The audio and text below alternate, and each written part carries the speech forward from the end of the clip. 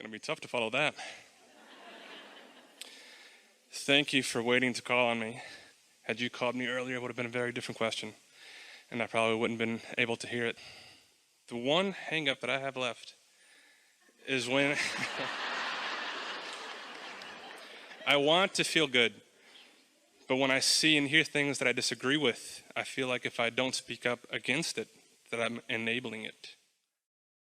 When in reality, the opposite is true. Because there is a war against drugs and a war against poverty and a war against teenage pregnancy and a war against terrorism. And in that pushing against, all of them becoming more. Because it's only about attraction, inclusion. There's no exclusion. So here's what you do. So make your statement again as close to how you made it to begin with as you can. I want to feel good. I want to feel good. But if I see things that I disagree with, then I feel like if I don't speak up against it. Because I was born to sift through the contrast and come to my conclusions about what I want. So when I see what I don't want, you are launching a rocket of what you do want. But then the question is, then what? In other words, which momentum is stronger? Does the rocket have the most momentum? It does for a minute after the conversation that we just had. Or does the problem have the momentum? Oh, there's even a bigger question. Which has the most power? The what is that is already manifested, let's call it spent, for lack of a better word. The now reality has happened, but all of the power is in the moving forward. And so when you hear words or concepts that cause you to desire something else, the key is to feel so appreciative of the experience that was there to give you the opportunity to give birth to the desire. And then as quick as you can, turn your undivided attention toward your new desire and put your engines on your track in the direction of that. You know, your inner being, you accept the existence of your inner being. Your inner being never looks back. So your inner beings have been taking the bounce of all of this. Every time something was going on and these rockets of desires were going off, your inner beings were riding those rockets of desires and never looking back. That's one of the biggest flawed premises in humandom.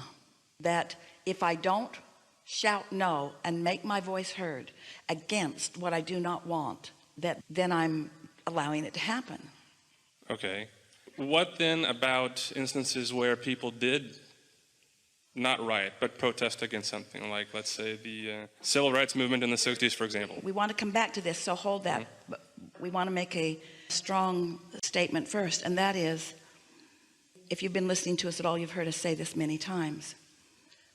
Action produces stuff, and so do words. But in comparison with what the receiving mode accomplishes, it is minuscule. It's like the difference between an Earth spinning in its orbit in perfect proximity with other planets and building a building. Of course, building a building is something that is important, and of course your actions mean something. But action as compared to alignment and then action is so different than action just for the sake of action. The leverage is in the alignment. That's where the ideas are flowing. That's where you're hatching those ideas. So now ask your question again. Well, instances in history where people have come together to protest something that they disagree with. Yeah. It feels like... And we're calling those step one moments, and they matter. Step one moments. They were contrast. It was contrast inflamed. There was momentum. They launched rockets of desire.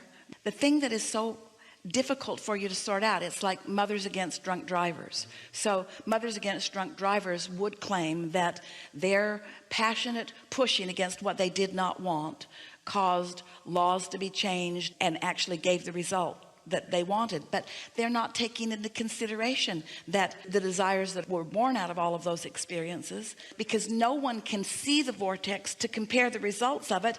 Everyone's touting the value of the action, which is minuscule by comparison. And that's what makes so many of you, this is a better way for us to say it than we were trying to say it earlier. That's what makes so many of you want to jump into action. That's what makes the now reality so compelling to you. It's why you choose the creation over the creating. But when you've thought this way for a little while and you've ridden your own rocket of desire and you have known that the vortex isn't fully satisfying to you because it hasn't manifested yet, but you are still wise enough not to look at the lack that the now reality is still showing you, and instead look at the presence of it, which your vibrational reality is showing you, so that you consistently master that being in the receiving mode. And then you get on that stream where the ideas are flowing and you're feeling lighthearted and you're feeling uplifted, and more ideas are coming and more things are going your way, and you're rendezvousing with more of the things that you want, and you're in that receiving mode. And the thing that we've been saying to you for so many years is, this is how it works. Contrast causes you to ask for something, but you're not a vibrational match to it because you're more familiar with this. But if you hear us, and if you care a little bit about how you feel, you focus upon what you want and why you want it, and gradually what you want and why you want it is a stronger, more dominant vibration within you than the absence of it. And so you move into that different vibrational place, and now your valve is wide open, your receptive mode is wide open, and now you begin receiving, and boom, now the manifestation is yours. And along with that manifestation comes a whole new set of contrasting experiences, which causes you to launch another rocket, which of course at first you're not a vibrational match to, because you're more used to being over here looking at this reality. But because you care about feeling good, and because your inner being is over there with it, and your inner being is calling you, and you care about feeling good, and so you think about what you want and why you want it, and you don't notice so much that it hasn't happened yet. You just keep feeling the vibrational essence of it, and then you master that. You feel as good as if it has already happened, even though it hasn't happened, because you're not activating the absence of it anymore. You've only got the presence of it active in your vibration, which is what makes you feel good anyway, because the presence of it and the presence of your inner being is what makes you feel good anyway. And so now you're a vibrational match to your inner being and to the thing that you desire, and then it manifests in your experience. And so now you stand here with this new manifestation and a new set of contrasting experiences with which to launch another rocket. So you're not ever going to be in a place where you have not asked for more than is manifested. And you just got to get over needing it to be manifested before you feel good. And if you can hear us and make that jump, if you can leave today saying, oh, I think I finally got it. This car I want, or this lover that I want, or this pile of money that I want, or this occupation I want, or this lifestyle that I want, this manifestation that I want, that I really want. I want it so much that I'm blocking myself from having it. So if I could think about how it feels to have that rather than needing to have it to feel it, if I can stop doing that thing I do, which is pushing away what's coming to me, if I can stop doing that so that my inner being can call me into the receptive mode, then I can be in that sweet spot where there's a whole lot that isn't manifested because my vortex is so fertile. And there's a whole lot that has manifested that doesn't interest me anymore because that's old news. But there's a whole lot still to be manifested. But I'm not in the hasn't manifested yet and am I tired of it, or hasn't it manifested and I'm yearning for it. I'm in the manifesting mode. I'm in the creating mode. I'm in the tuning in mode. I'm in the right place, right time mode. I'm in the watching the cooperative universe line up for me. I'm in that empowerment mode. I'm in that feeling of all of the resources of non-physical, the energy that is creating worlds that is flowing through me. I'm in that worthy feeling mode. I'm in that knowing that I can do it mode. I'm in that sweet spot of I'm turning the thoughts to things. I'm turning the thoughts to things right now. I'm doing what I came to do. I'm spinning the gold right now. This is what I came to do. This is the joyous life that I came for. It's the satisfaction of no longer being out of vibrational sync with my inner being because the manifestation hasn't happened yet. If you can leave this gathering hooked on the flow rather than on the result of the flow, hooked on creating rather than creation, hooked on life rather than lived, because all of your power is now. And the thing that we think that we've brought to this forum, especially over time with all of the body of work that has happened because of Jerry and Esther and us and you, is that you're coming to understand that it is a vibrational universe, and that there is a partner of creation that most humans have never considered. And it is your inner being. It is source energy. It is all along what man has been wanting to call God. It is this source energy part of you who is invested in what you care about now. So invested in it that deviate from your own desire, you don't feel good. And you think you don't feel good because the manifestation hasn't come. That's not why you don't feel good. You don't feel good because you're not letting the flow happen now, you see. You're not ever going to feel good if you're out of sync with source energy. And you know why? Because you ask. If you didn't ask for something, then your inner being wouldn't be all in your face with the vibration of it.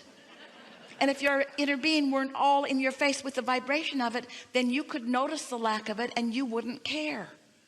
But when you feel negative emotion, that means you ask for something that you are depriving yourself of having. End of story. There's no one else that gets the credit or the blame for how you feel. Esther blamed us for quite a while, Abraham. So you're up here and I'm down here. And you're up here because you believe in crap. And I'm down here because I don't see it yet. And I think you should come down here with me so that I'd feel better. And we say, come on up. And Esther says, no, I'd rather look at what is. But Esther, you're not ever going to feel good as long as you're looking at what is, because what is caused you to ask for more. And now you've got to look at more or you're not going to feel good. Oh. Well, maybe tomorrow. Because whatever momentum you've got going, in other words, and it's all right. But contrast is such a wonderful thing. And your vortices, they are so magnificent. And being in the flow, getting to watch them unfold is so great. Haven't you ever had a project that you're working on, maybe singular, maybe you're working with other people, and it breathed life into you, it was fun, and then it was over and you just feel sort of, even a vacation is like that because you planned it. You've got to be in the flow. Let us state that more accurately. If your life has caused you to ask for something, you have to be in the flow of letting it turn to a thing. Now, you all think, some of you all think, that you can just slow your desire down and then you won't feel bad, but you can't. Because once you unleashed your desire to your vortex and we got hold of it, there's only one way to happiness for you. You've got to let what you ask for flow into your experience. And if you don't, you're not going to feel good. That's just how it goes. So did we get there? I'm good. Really good. Thank you. Really good.